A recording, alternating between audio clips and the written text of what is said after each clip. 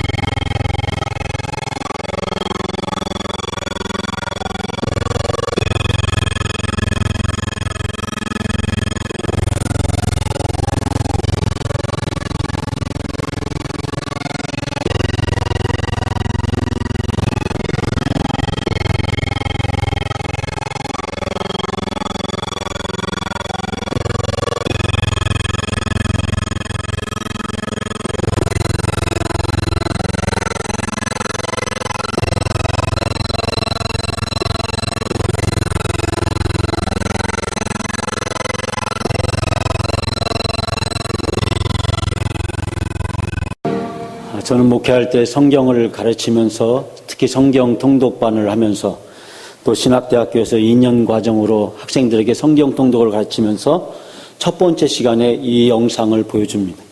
많은 분들이 생각하기를 성경은 사실이 아니라고, 성경은 사실을 충분히 설명하고 있지 못하다고 오해하는 분들이 많이 계십니다.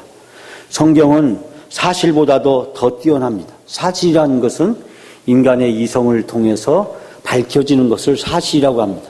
인간의 이성이라는 것은 계산하다라는 뜻을 가지고 있습니다. 즉 우리가 어떤 것을 사실로 받아들인다는 것은 이성이라고 하는 것을 작동시켜서 그것이 옳다고 느껴질 때 우리는 그것을 사실로 받아들이게 됩니다. 근데 성경은 바로 사실을 뛰어넘는 하나님의 위대한 능력을 우리에게 보여주고 있습니다. 그러므로 우리가 알게 되는 것은, 사실이라고 하는 것은 따지고 보면 극히 하나님의 그 많은 것 중에서 작은 일부에 불과한 사실을 알 수 있게 됩니다. 저는 여러분들과 함께 4주 동안 또 오늘 마지막 5번째 주에 걸쳐서 성경에 대해서 함께 생각해 보는 시간을 가졌습니다. 저는 성경을 가르치면서 이 학생들에게 이런 얘기합니다. 종은 울리기 전에 종이 아니고, 사랑은 고백하기 전에 사랑은 아니고, 설명하지 못하는 것은 아는 것이 아니다. 첫 번째 슬라이드요. 다음 장. 기독교인은 성경을 분명히 알고 설명할 수 있는 능력을 갖춰야 된다라고 그렇게 이야기를 합니다. 즉 많은 사람들이 생각하기를 우리 기독교인들이 성경을 너무 모르기 때문에, 성경을 깊이 알려고 하지 않기 때문에 우리가 때로는 이 성경을 통해서 주시는 하나님의 말씀, 하나님의 메시지를 잘 알지 못하는 경우를 많이 있는 것을 보게 됩니다. 다음 슬라이드요. 그래서 우리는 성경을 깊이 알고 있어야 우리가 하나님이 원하는 삶이 무엇인지 알 수 있게 되고, 또 하나님이 기뻐하는 삶을 살 수 있게 됩니다. 제가 4주 동안에 걸쳐서 말씀드렸듯이 어떻게 하면 우리가 하나님의 백성으로, 하나님의 자녀로 살 수 있을까? 그것은 바로 성경을 통해서 하나님을 알고 우리 자신이 누구인지를 알고, 그럴 때야 비로소 우리가 어떠한 삶을 살 수 있지 알게 된다고 하는 사실입니다. 그래서 저는 제가 지난 3주간에 걸쳐서 여러분들에게 구약성경의 메시지를 소개했습니다. 39권의 구약성경의 메시지는 사실 한 가지를 얘기하고 있습니다. 어떻게 하면 우리가 하나님의 백성으로 사는 법을 할 수 있을까? 어떻게 하면 하나님의 백성으로 살아갈 수 있을까?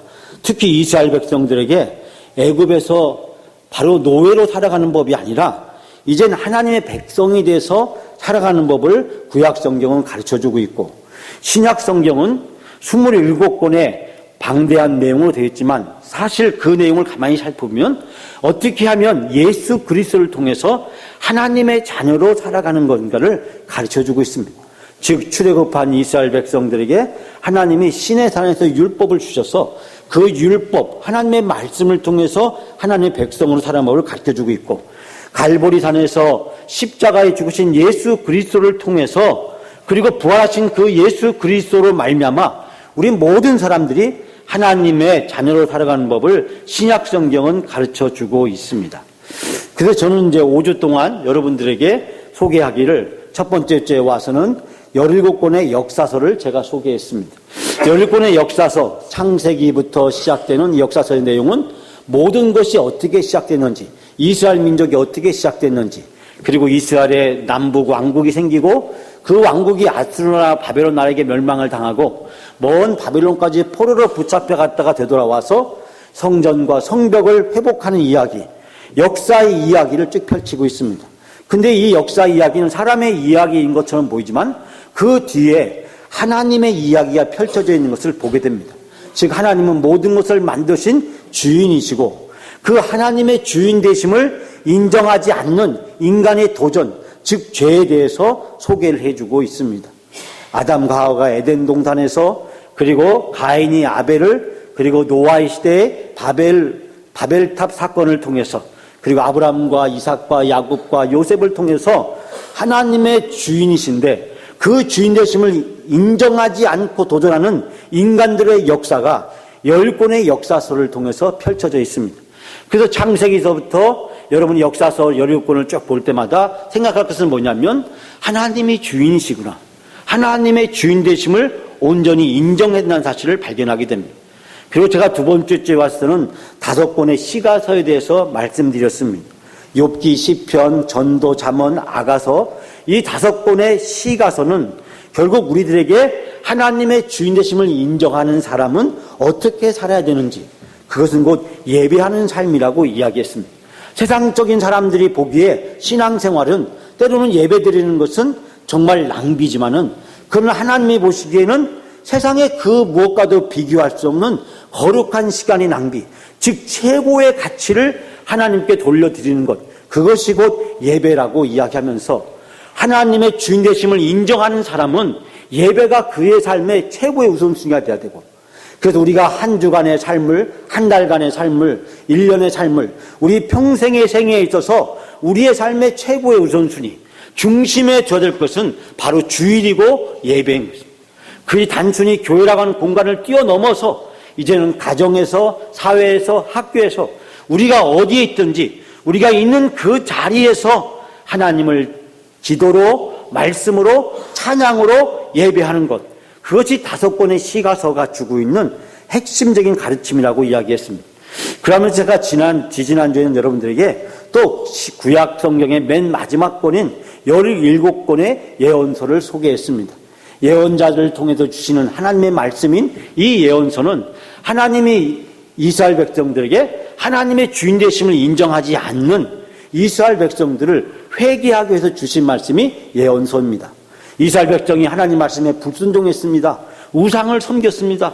그래서 하나님께서 아수르와 바벨론을 통해서 이스라엘 백성들을 심판하셨습니다. 그러나 하나님의 마음은 이스라엘 백성을 심판하고자 하는 것이 아니셨습니다.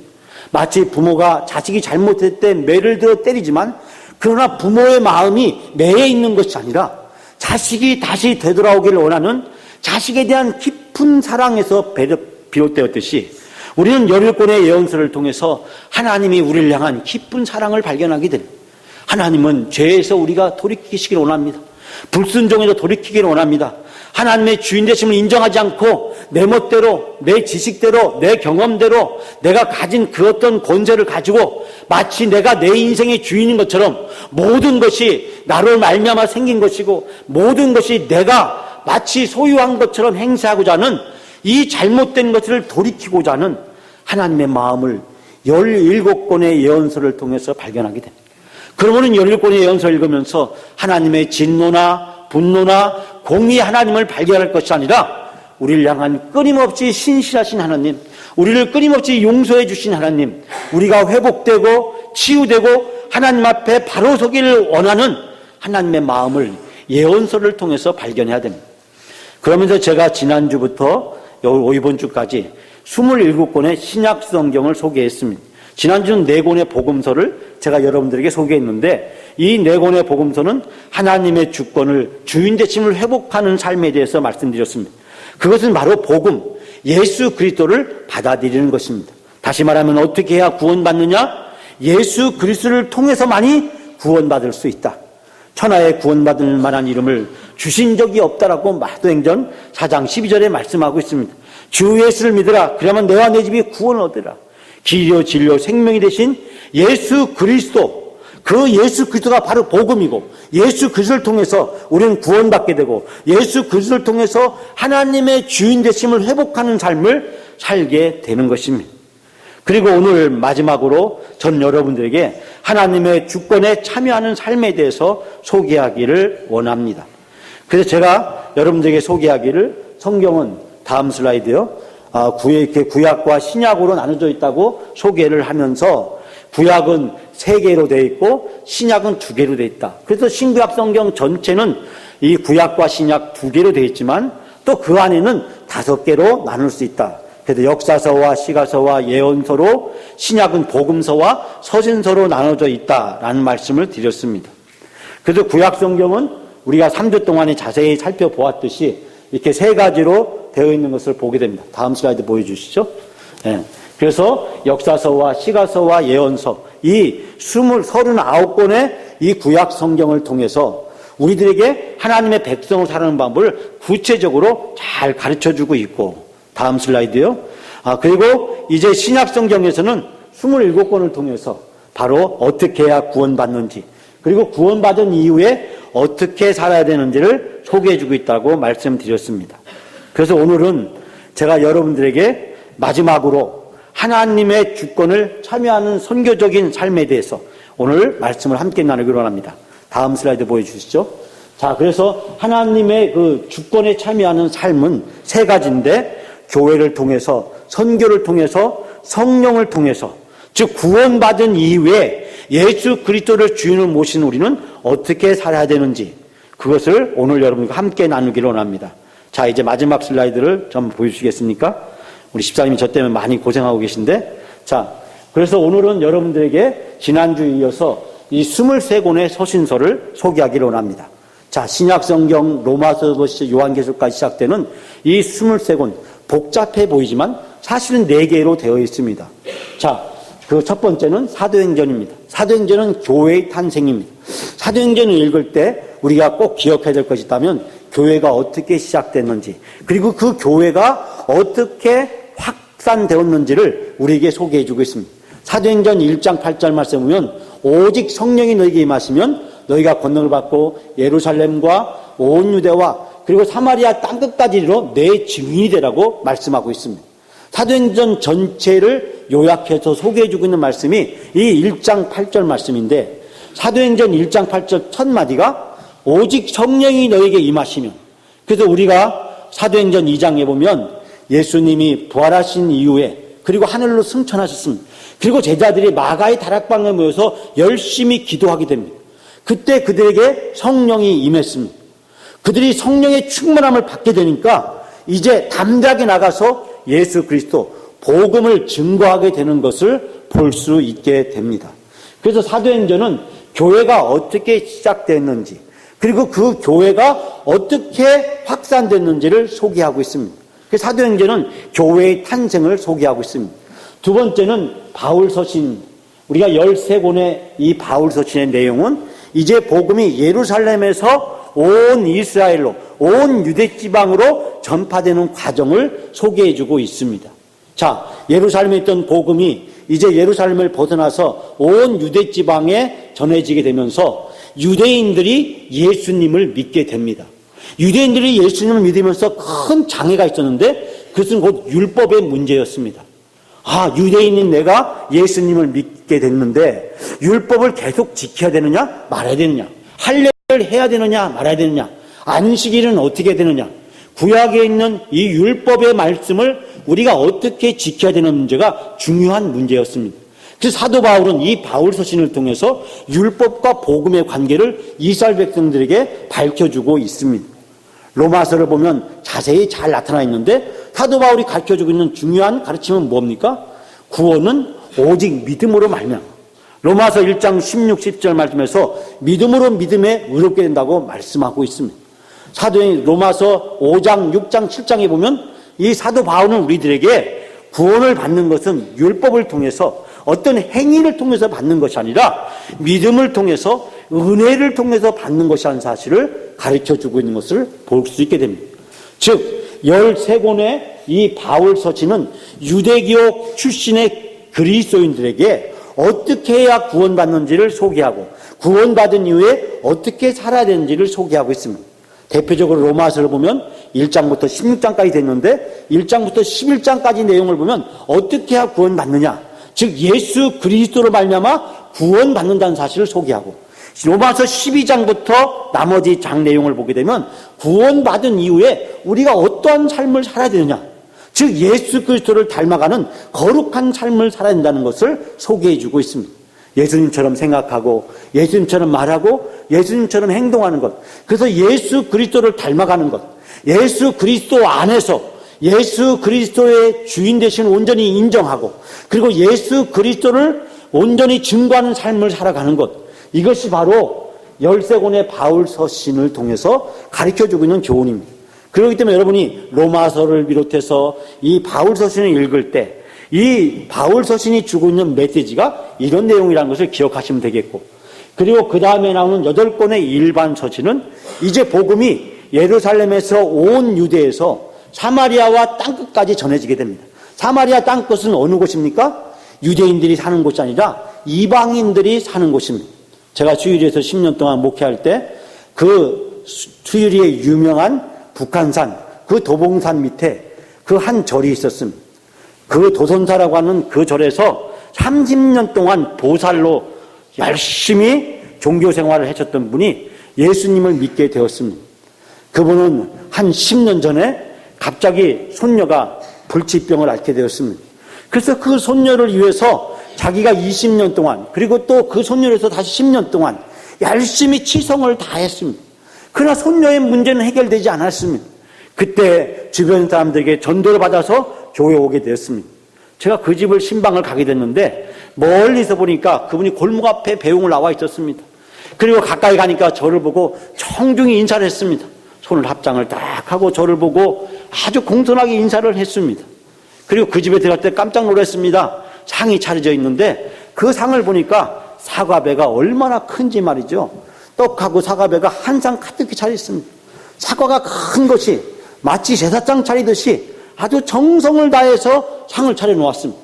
그리고 저에게 예배를 마치고 나서 다과를 하면서 이런 얘기를 했습니다. 전 시장에 가면 가장 좋은 것, 가장 큰 걸 삽니다. 할 때 절대 가격을 깎거나 흥정하지 않습니다. 달란 대로 다 줍니다. 그리고 저는 최선을 다해서 정성을 다해서 드립니다. 그분은 30년 동안 절에서 그렇게 신앙생활을 해왔습니다. 그렇기 때문에 그분은 교회에 다니게 되었지만, 예수님을 믿게 되었지만, 과거에 자기가 불교에서 가지고 있었던 그 종교적인 습관을 교회에 가져와서도 그대로 하는 것을 보았습니다. 그러면서 주일날 올 때마다 늘 다른 사람들 목례를 하는데 늘 손을 모아서 인사를 합니다. 예? 30년 보살님의 그 교회 다니면서도 얼마나 예의와 정성과 최선을 다하는지, 예? 마치 저를 부처님 대하듯이 저한테 와서 최선을 다하는 그분의 모습, 지금도 제 머릿속에 선하게 남아있습니다. 여러분, 이방인들이 과거에 예수님을 믿기 전에 그들이 다양한 종교들을 가지고 있었습니다. 그런데 그들이 복음을 받아들이게 되니까 그들이 복음을 받아들여서 교회 안에 오면서 과거에 자기가 가지고 있었던 로마 사람이라든지 그리스 사람이라든지 터키 사람이라든지 이런 다양한 종류의 사람들은 자기들이 가지고 있던 종교를 가지고 교회 안에 들어오게 됩니다. 거짓 선생이나 거짓 교사, 악한 영, 이런 표현들을 우리는 요한 1, 2, 3서나 유다서를 통해서, 즉 8권의 일반 서신을 통해서 발견하게 됩니다. 즉 이방인 출신의 그 기독교인들의 가장 중요한 문제는 바로 우상 종교, 세상의 잘못된 종교, 잘못된 철학과 가르침의 문제였습니다.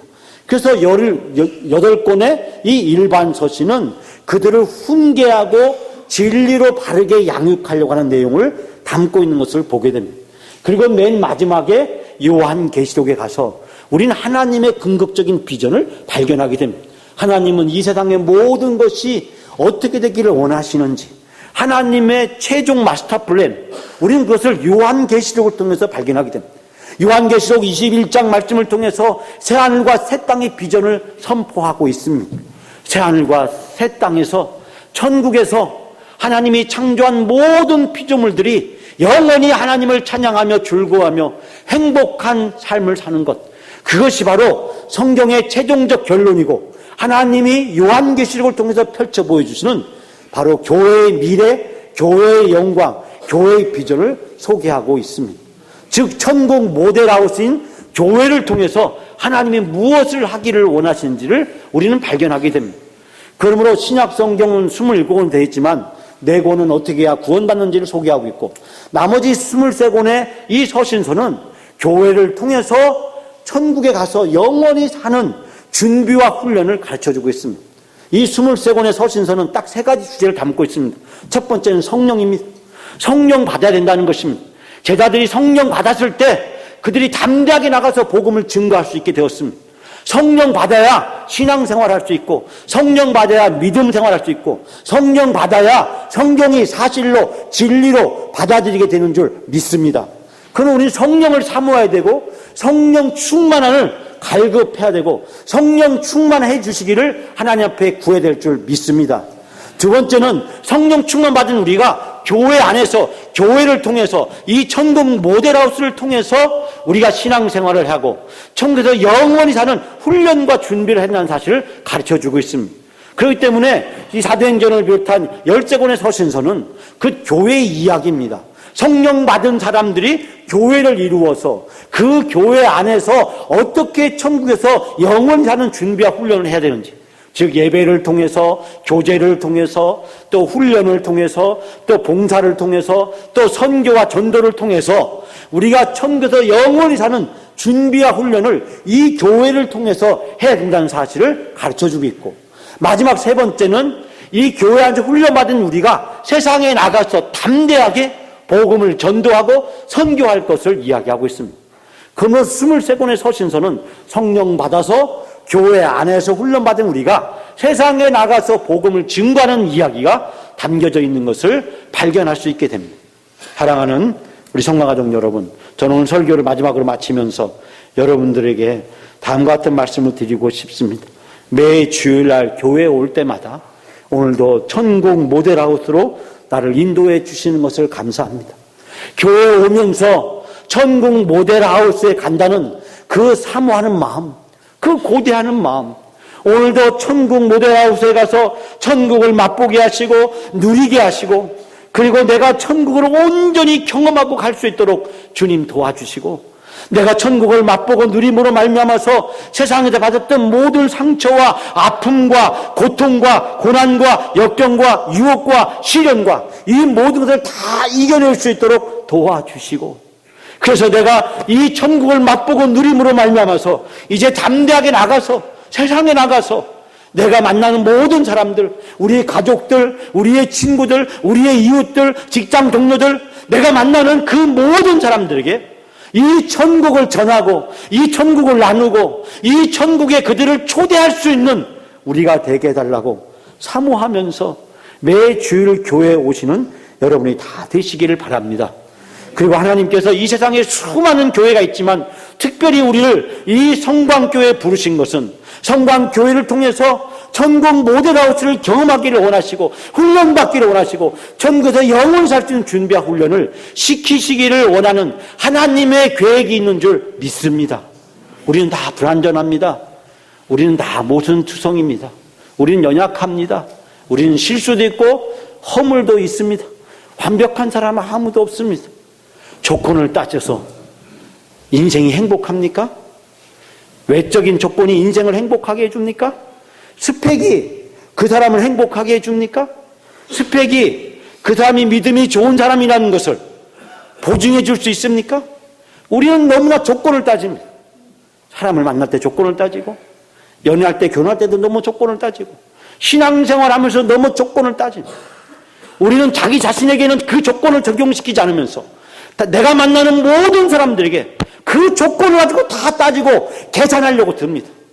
신앙은 계산하는 것이 아닙니다. 신앙은 이성이 아닌 것입니다. 하나님의 능력과 믿음의 법칙은 이성을 뛰어넘는 것이고 계산을 뛰어넘는 것인 줄 믿습니다. 내가 부족하듯이 우리와 함께하는 모든 사람도 다 부족하기 때문에 하나님은 예수 그리스도를 보내주셨고 그 예수 그리스도를 통해서 우리로 하여금 어떻게 살아야 되는지를 가르쳐 주셨고, 그래서 이 성광교회, 이 성광천국 모델하우스에서 부족한 사람끼리, 연약한 사람끼리, 허물투성인 사람끼리, 약점투성인 사람끼리 서로 섬길 수 있도록, 서로 사랑할 수 있도록, 그 허물도 단점도 약점도 부족한 것도 끌어안고 함께 기도하면서 그런 약점과 단점과 허물과 문제를 볼 때마다 내 자신을 성찰하고 돌이켜보면서 천국에서 영원히 살 수 있는 준비와 훈련과 연습을 이 성광 모델하우스에서 하나님이 우리를 시키고 계신 줄 믿습니다. 사랑하는 여러분, 제가 이 다음에 다시 성광교회에서 예배드릴 때 저는 기쁜 일로 성광교회를 다시 한번 찾아오기를 원합니다. 제가 기쁜 일을 만들어서 성광교회 와서 그 기쁨을 꼭 함께 나누고 싶습니다. 사랑하는 여러분, 언젠가 우리는 이 세상을 떠날 날이 오게 될 겁니다. 지금 내 나이가 20대든 30대든 50대, 60대, 70대, 80대든 언젠가 하나님이 부르시면 우리는 이 세상을 떠날 날이 오게 될 것입니다. 그때 하나님 말씀을 따라서 천국에서 영원한 행복과 기쁨을 누리는 여러분이 다 되시기를 바랍니다. 이 성광교회에서 그 천국을 맛보고 누리고 또 훈련해서, 그래서 매 주일마다 교회에 올 때마다 천국에 대한 사모함, 갈급함, 그것을 함께 누리고 또 예배를 마치고 돌아갈 때마다 그 천국이 우리의 삶에 충만해 있는, 그래서 그 천국을 내가 만나는 모든 사람들에게 행복으로, 기쁨으로 나누고 베푸고 섬기는 여러분이 다 되시기를 주의 이름으로 축원합니다. 기도하겠습니다. 여호와는 내게 복을 주시고 너를 지키시기 원하며, 여호와는 그의 얼굴을 내게 비추사 은혜 베푸시기를 원하며, 여호와는 그 얼굴을 내게 향하여 두사 평강 주시기를 원하노라. 하나님, 성광 천국 모델 하우스에서 함께 천국에서 영원히 살 수 있는 훈련과 연습과 준비를 하게 해주신 것을 감사합니다. 성광 모델 하우스에서 천국을 경험하고 맛보고 누릴 수 있도록 우리를 불러주신 것을 감사합니다. 오늘도 이 천국 맛보고 누리는 하루가 되게 해주시고, 이번 한 주도 이 천국 다른 사람들에게 나누고 베풀며 섬기며 살아가는 우리 성광 가족들이 다 될 수 있도록 주여 인도하여 주시옵소서. 예수 그리스도 이름으로 기도하옵나이다. 아멘.